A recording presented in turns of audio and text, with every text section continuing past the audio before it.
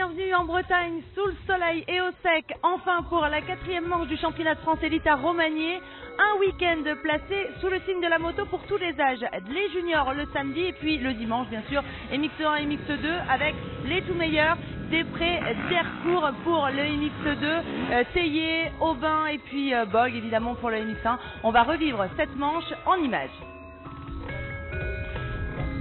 Et on commence tout de suite par les juniors. En première manche, c'est un départ assez musclé de la part de Mathis Boiramé qui coupe la trajectoire d'Anthony Bourdon. Le hot shot est signé Pierre Goupillon devant Boiramé et Maxime Renaud.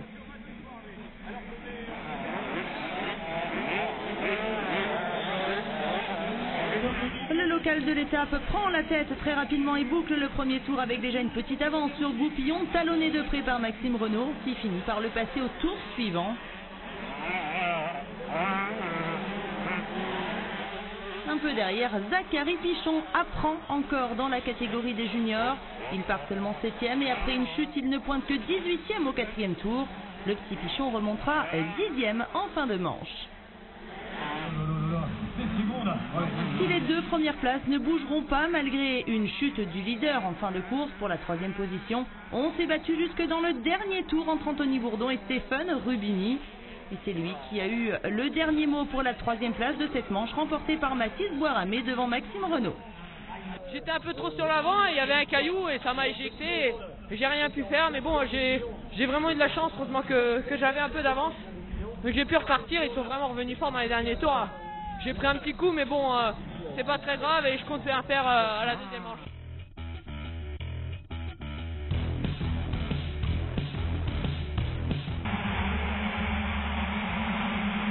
C'est encore un all shot signé Pierre Goupillon en 2e manche devant Janski, Bourdon et Pichon. Changement de leader pendant le premier tour, Pichon vire en tête. Puis ensuite, c'est au tour de Boiramé d'être devant. Bourdon est toujours là et c'est le début des soucis pour Pichon qui ne fait que reculer au classement. Alors 3e, il se fait passer par Rubini et Goupillon. Zachary Pichon terminera 6e.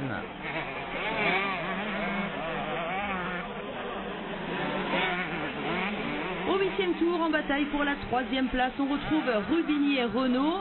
C'est ce dernier qui remportera le duel pour se faire une place sur le podium. 2e manche, à nouveau dominée et remportée par Mathis Boiramé, vainqueur devant Anthony Bourdon. Oui, Boiramé en prend la position.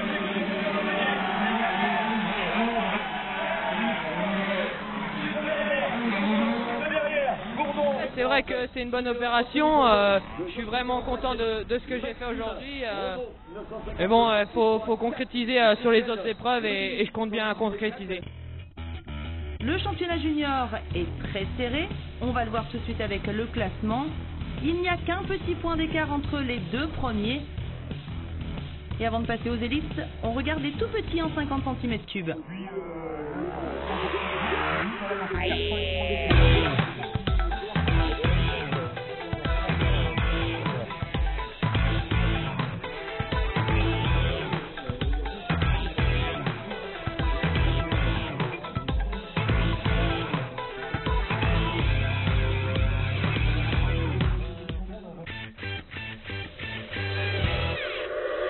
En MX2, Cédric Sobera signe sa toute première pole position de la saison. Ça le rassure, il est juste devant les deux Kawa de Després et d'Ercourt. 4e temps, il est signé David Herbreto, le champion de France junior 2014. Et enfin, Simon Mallet complète le top 5 de ce MX2 pour les qualifs.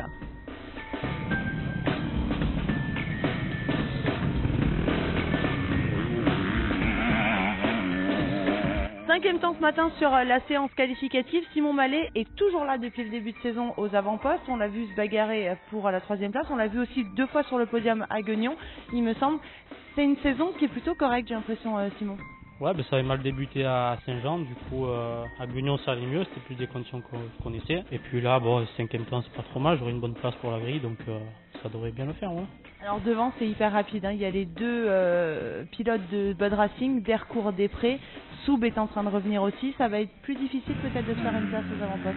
Ouais, non, bon, les chronos, c'est pas mon point fort. Après, un manche, c'est différent. Donc, à Guignon, j'étais pas devant au chrono, mais un manche, je suis à 3 là. Donc, ça devrait pas poser de soucis. Je pense qu'il faut bien partir. Et puis, après, rouler avec les autres, je sais le faire. Je pense que j'ai la vitesse. Donc, faut tout combiner pour que ça le fasse. Voilà.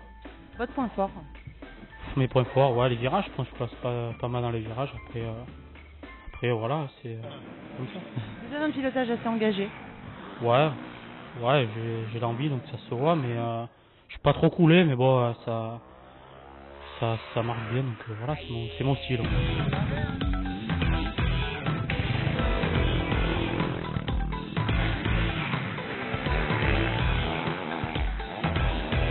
Il signe sa première pole position en MX2 depuis le début de saison. Ça fait du bien de le voir devant, parce que Cédric Soubeyras avait un petit peu plus de mal ces derniers temps.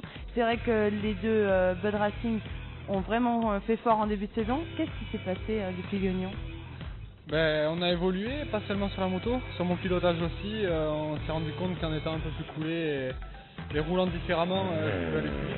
Nous, on est pilotes, on a toujours tendance à jeter la faute à la moto, à demander au préparateur plus de chevaux, décaler des courbes d'allumage, tout ça, mais voilà, il y a une part de pilote, une grosse part de pilote dans notre sport, et voilà, je le prouve encore aujourd'hui qu'en travaillant sur moi-même seul dans mon coin, j'arrive à signer une pole position. On va essayer de confirmer dès la première manche, et ça serait quand même pas mal de finir devant les deux Kawa. Oui, ça serait pas mal, c'est l'objectif. Moi, j'aime pas quand il y a une hiérarchie dans le championnat. Moi, c'est pas parce que je suis troisième que troisième ça va me correspondre et ça va m'aller. Mais la grosse partie du boulot, c'était cet après-midi à Manche. J'ai fait qu'une pole position, donc il faut pas que je m'enflamme.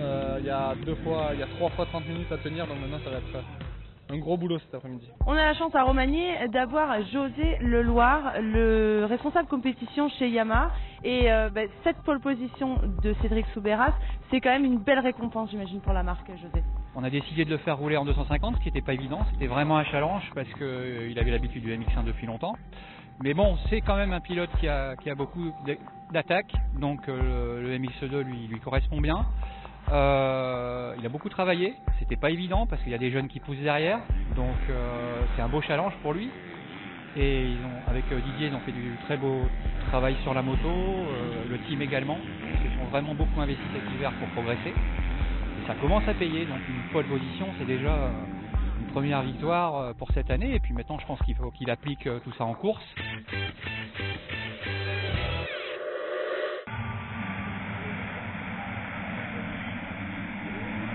En première manche, MX2, Després fait le all-shot devant Herbreto et Soubeyras. Mais Soub disparaît après une chute et repart bon dernier. Il remontera 4e après une course phénoménale. Devant, Després a rapidement fait le trou sur Herbreto, Dercourt et Lucas Humbert. Dercourt a beau attaquer, il ne réussit jamais à reprendre le champion de France junior 2014.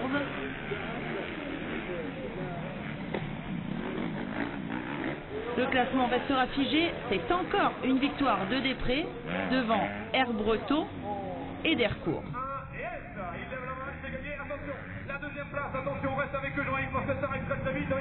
Il n'y a pas eu de déclic spécial, je savais que j'avais la vitesse pour être dans le top 3 dans ces manches. Après faut rester sur ce rythme et j'espère faire mieux à la deuxième.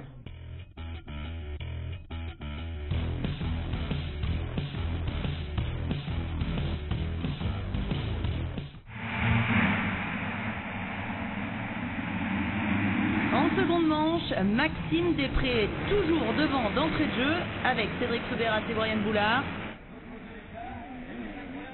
Et on retrouve ensuite, après quelques virages, Arnaud Aubin en deuxième position et Brian Boulard troisième. Le Belge ne tiendra pas le rythme, il finira 10e.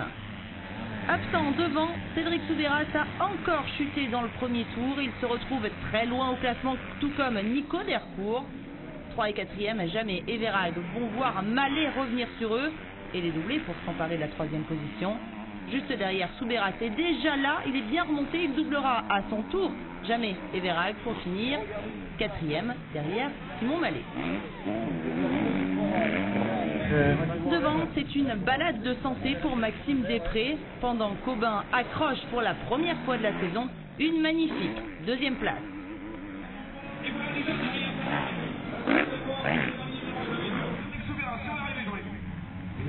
pense au mondial. Donc quand je pars en tête, j'essaye de tout donner dès le début. Et bon, après, c'est sûr qu'à la fin, je rassure un peu quoi, pour pas faire d'erreur et tout gâcher. Mais j'essaye de pousser au maximum le plus longtemps possible. C'était chaud. Et puis forcément, c'était la première fois de l'année que je me retrouvais devant. Donc en plus Maxime était au-dessus, donc j'ai pas pu l'accrocher. Donc il a vraiment fallu que je prenne mon rythme et j'étais un peu esselé. Donc la manche a été longue un peu et j'avais besoin d'une bonne manche comme ça. Un podium ça faisait longtemps. Donc et puis sur la fin j'ai fait 2-3 petites erreurs, mais bon je fais quand même 2, donc c'est quand même pour le moment une bonne journée vu ce que j'ai vécu avant dans les premières courses, donc c'est plutôt pas mal. Au classement du championnat, Després a déjà une sérieuse avance de 52 points sur Dercourt qui a complètement raté son week-end. Soubeyras complète le podium provisoire. Du côté du MX1, Valentin Tellier signe sa deuxième pole position après celle réalisée à Saint-Jean-d'Angély en tout début de saison. Ensuite, derrière, on a Aubin, Bug, Clermont et Aranda qui est venu faire un petit tour sur l'élite.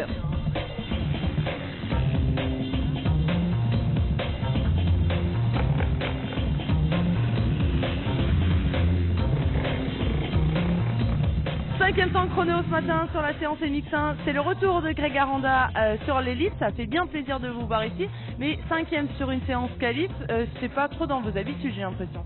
Cinquième temps c'est pas trop mal, puisque c'est une bonne place sur la grille, je pense que on peut bien partir de plusieurs endroits sur cette piste, donc il va falloir partir devant, et le terrain est super, est vraiment bien préparé, et donc c'est cool. Qu'est-ce qui va faire la différence à part le départ ici bien sûr? La piste va être super physique, comme j'ai dit ils l'ont bien préparé, il va arroser griffer donc ça va se défoncer et je pense qu'il va falloir être prêt physiquement. Alors vous jouez pas le championnat, on vous attendait à Saint-Jean, vous n'êtes pas venu, ni à Guignon, mais vous allez quand même pouvoir jouer un peu les troubles fêtes aux avant-postes, on vous attend dans les 3 premiers au moins. Bah j'aimerais bien, ouais. Après voilà comme tu dis c'est ma première course et on sait que c'est difficile un peu toujours la première course avec le mal de bras et se mettre dans le rythme, donc mais c'est une bonne préparation pour mon championnat d'Allemagne qui attaque la semaine prochaine et pour la suite, donc ça me fait quand même plaisir d'être ici. C'est Supercross ensuite. Voilà, Supercross, enduro, la totale. Sixième temps ce matin sur les chronos, Loïc Rombaud montre qu'il est présent sur l'élite depuis le début de la saison, avec notamment un super coup d'éclat à Guignon. Loïc, j'imagine qu'on va vouloir aller encore plus loin maintenant, dès ce week-end à Romagny. Bah ouais, le but c'est de faire un peu mieux qu'à Guignon, parce que finalement j'ai raté ma première manche et je rate le podium du week-end à cause de cette première manche. Guignon l'année dernière j'ai fait une bonne super finale où je fais une 3ème place. Là j'aimerais finir sur le podium quoi, ce week-end. Et pourquoi pas essayer de gagner une course, j'imagine que ça vous donne envie là maintenant. Bah ouais c'est sûr, après bon, je sais que Valentin et Xavier vont très vite, Nico sera en forme aussi aujourd'hui. Voilà, ils travaillent vraiment pour ça. Moi si je peux aller accrocher une manche, je me battrai pour ça c'est sûr. Alors au niveau du général, même si on remarque une petite irrégularité de votre part sur la saison, on essaye de viser le podium? Bah c'est vrai qu'après Saint-Jean j'ai un peu cafouillé parce que je me suis fait mal au genou, donc j'ai loupé 2 manches. Et puis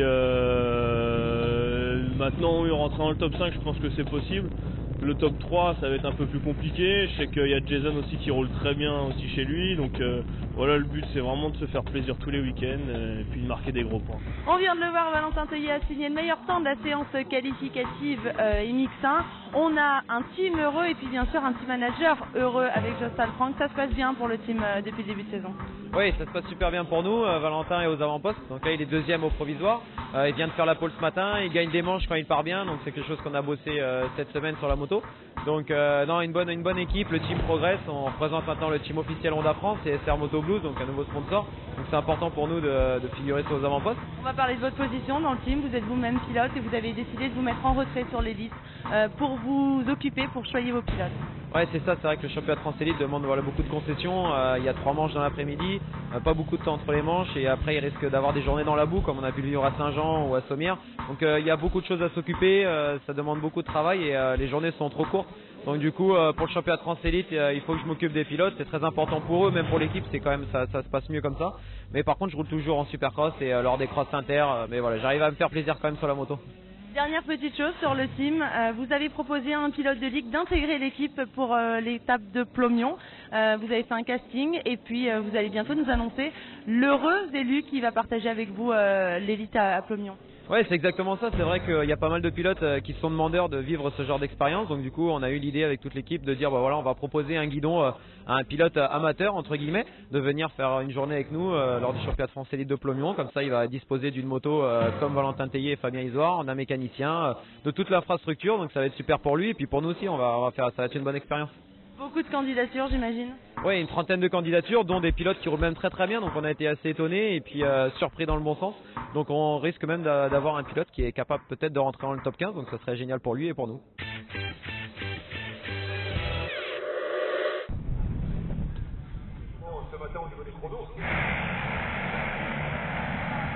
Deuxième tour des qualifs, Nico Aubin réalise le hold shot devant Tellier et Bogue.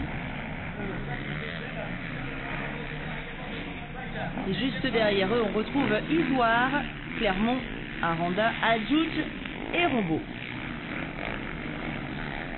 Tellier vire en tête au premier tour, Aubin s'accroche, pendant que Bogue se fait de plus en plus pressant. Le fer de lance de chez Bud Racing ne semble pas dans un bon jour. Il cherche l'ouverture sur Aubin. Et à force d'attaquer, il perd l'avant, chute. Xavier Bogue repartira quatrième derrière Clermont. Décidément, c'est vraiment pas le jour. Bogue perdra encore une autre place sur chute au profit d'Aranda un peu plus tard. Clermont-Aranda, c'est le duel suivant pour la troisième place. Le sudiste vient à bout du pilote Honda qui va goûter à son tour à la terre bretonne avec une chute en fin de manche. Il laisse la quatrième position à Xavier Bogue qui n'a jamais été aussi loin en manche depuis le début de la saison. De son côté, mise en jambe excellente pour Greg Aranda qui monte sur la troisième marche du podium derrière Nicolas Aubin sur cette manche. De son côté, Valentin Tellier s'est assuré une avance confortable de 30 secondes en tête et a déroulé jusqu'au damier. J'ai doublé tout le monde au premier tour. Je savais qu'il fallait doubler vite. Et puis après, je me suis préoccupé de ma course, pas des autres. Et je ne savais même pas l'avance que j'avais, mis à part à la fin mon mécano qui m'a mis plus 23 dans l'avant-dernier tour. Donc voilà, j'ai fait ma course, physiquement je suis bien. Je remercie le team Honda SR Motoblues encore une fois du bon boulot. Départ moyen, après j'ai pas trop pris de risques, j'ai essayé de prendre un rythme parce que c'est ma première course et je savais que j'allais avoir mal au bras. J'ai laissé un peu le mal de bras partir et puis j'ai pu en mettre un peu à la fin, je suis revenu donc c'est cool.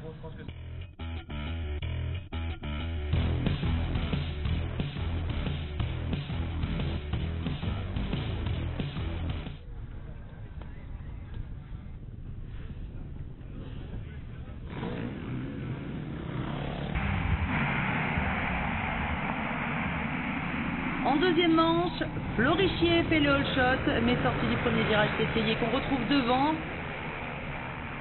Et le pilote SR Motoblues s'échappe de suite et entraîne son coéquipier Fabien Isoire. Excellent départ pour le champion de France E6, mais il est rapidement repris par Bogue dans le deuxième tour. Florichier essaye lui aussi d'accrocher le bon wagon pour se frayer une place sur le podium. Richier dépasse rapidement Isoire et prend la troisième place.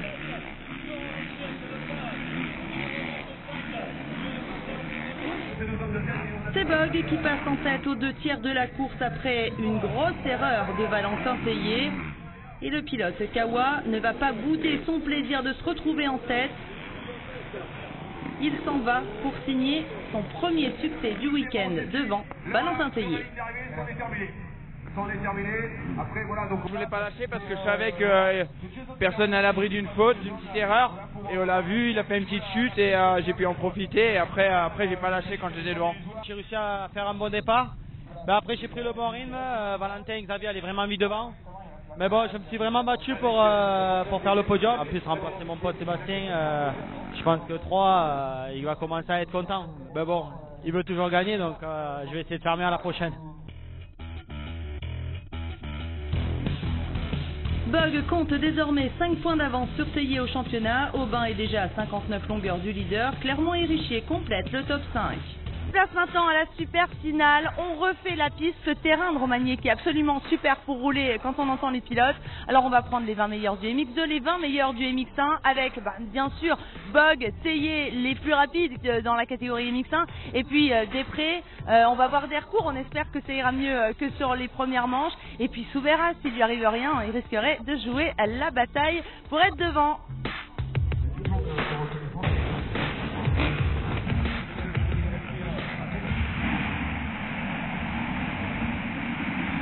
Et en super finale, c'est à nouveau Flo Richier qui prend le meilleur envol devant Bog et Théier. Il essaye de s'accrocher, mais le sudiste ne va pas contenir longtemps la meute à ses trousses. Il perd rapidement des places. Et Théier est déjà en tête à la fin du premier tour. Bog derrière est déjà à l'attaque. Suivent Isoire, Aubin et Després. Bog double à son tour Richier dans la boucle suivante. Et pendant ce temps, Théier s'envole. Derrière, le pilote Bud cale à plusieurs reprises dans cette manche.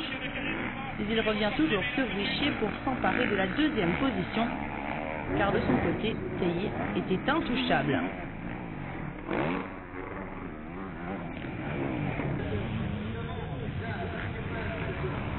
C'est surtout Maxime Després qui a fait une superbe remontée. Parti dans les 10, il revient sur Richier pour s'emparer de la troisième position. Chose faite en fin de course. A noter dans cette super finale la grosse chute de Jason Clermont. Souhaitons-lui un bon rétablissement. Une journée excellente pour Valentin Théier qui marque de gros points ici en Bretagne en s'imposant sur la super finale devant Bog et Després.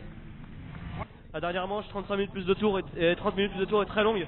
Alors rouler avec un mal de ventre c'est pas facile, mais j'ai été à chercher cette victoire. Je ferai tout pour aller chercher les autres victoires qui sont à venir. Au classement inter, c'est hyper serré. Bog ne compte plus qu'un point d'avance sur Després et 5 sur Théier. La fin de saison va être très disputée pour la plaque rouge. Voilà, c'en est terminé avec l'étape bretonne du championnat de France Élite. On a eu le soleil pour une fois, ça a fait du bien au moral. Rendez-vous à Plomion les 2 et 3 mai prochains. Et en prime, vous aurez les filles avec.